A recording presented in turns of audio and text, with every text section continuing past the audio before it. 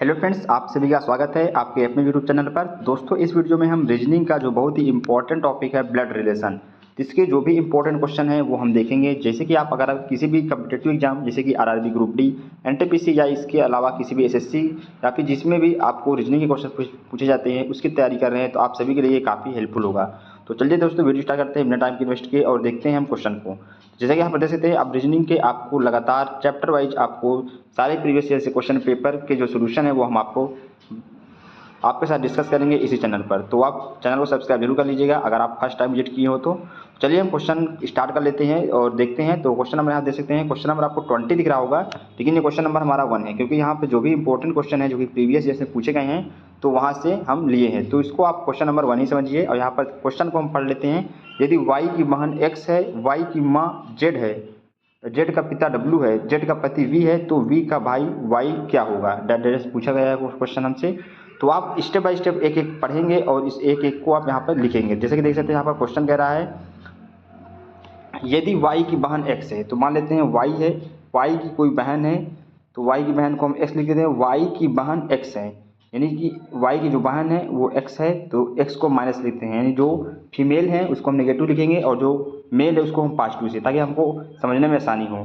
तो y की बहन x है तो y की बहन हमने कर दिया x, और y की माँ z है तो y के ऊपर जो दूसरी पीढ़ी के हैं यानी कि जो हमसे ऊपर है जैसे कि चाचा पापा मामा, तो उनको हम अपने से ऊपर वाली पीढ़ी में रखेंगे। तो y की माँ z है तो यहाँ पर हम z लिख देंगे।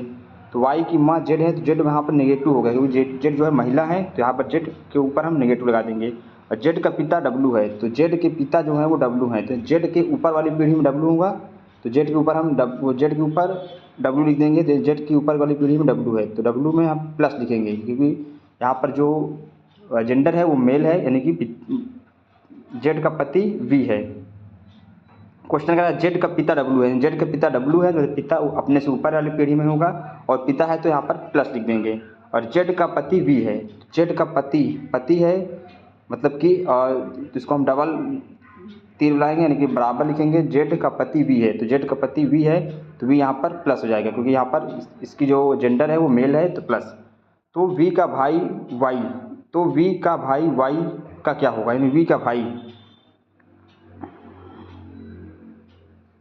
z का पति v है, z का पति ने v कर दिया तो v का भाई y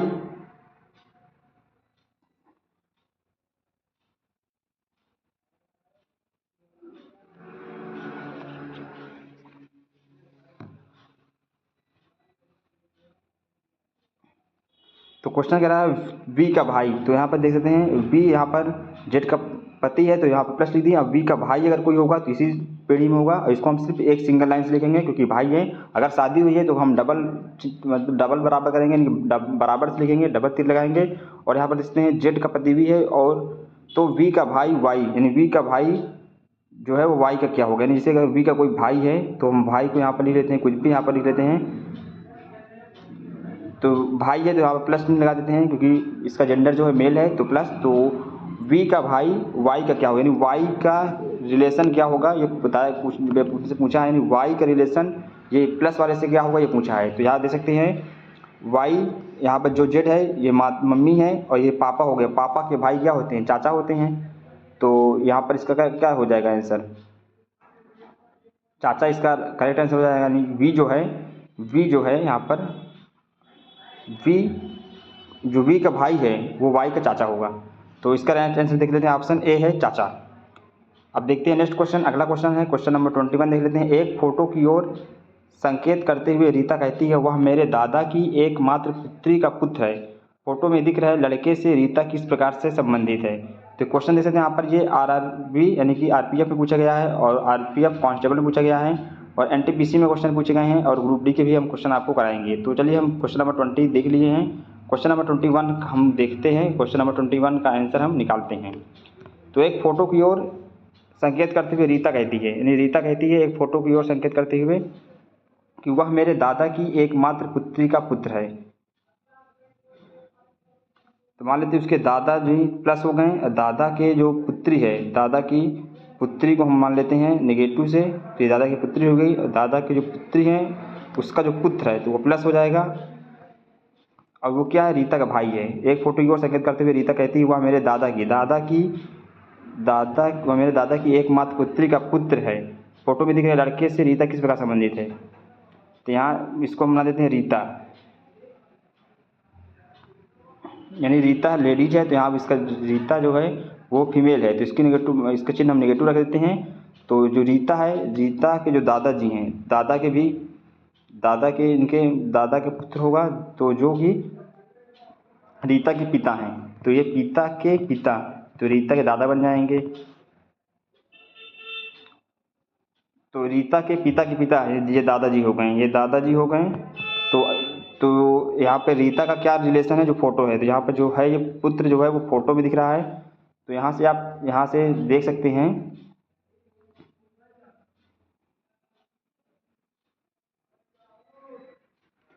कि जो रीता है, रीता के पिता यानी दादा की जो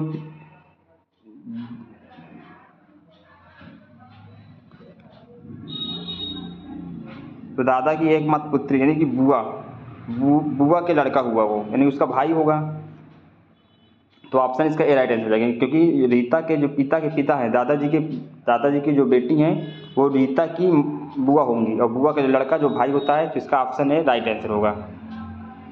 अब देखते हैं नेक्स्ट क्वेश्चन नंबर 22 देख लेते हैं। एक व्यक्ति की ओर इशारा करते हुए नयन कहता है उसका इकलौता भाई मेरी पुत्री के पिता का पिता है। व्यक्ति नयन से किस प्रकार संबंधित है? कोई इकलौता भाई, यानी कोई यहाँ पर कोई व्यक्ति है, इसको हम लिख देते हैं व्यक्ति। तो इस व्यक्ति का इकलौता भाई जो है, इकलौता भाई को हम भाई है तो यहाँ पर जेंडर पॉजिटिव लिख देंगे।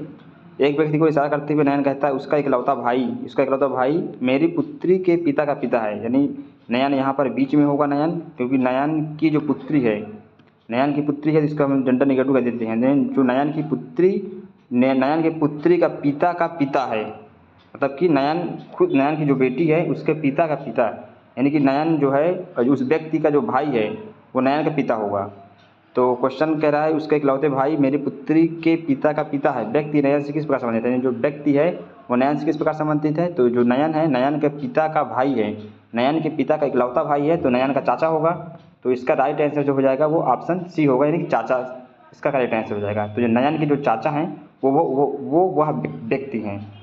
तो इस वीडियो में हम सिर्फ 3 क्वेश्चन ही देखेंगे, क्वेश्चन नंबर 20, 21, 22, यानी 3 क्वेश्चन हमने इस क्वेश्चन के आंसर आपको बताएं।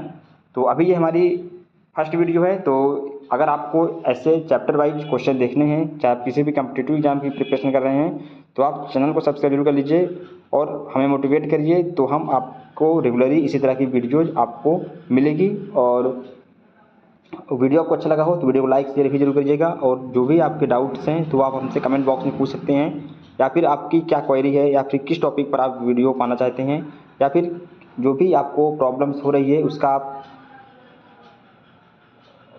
उसको आप कमेंट कर सकते हैं, तो उस पर आपको बहुत ही जल्द सॉल्यूशन मिल जाएगा।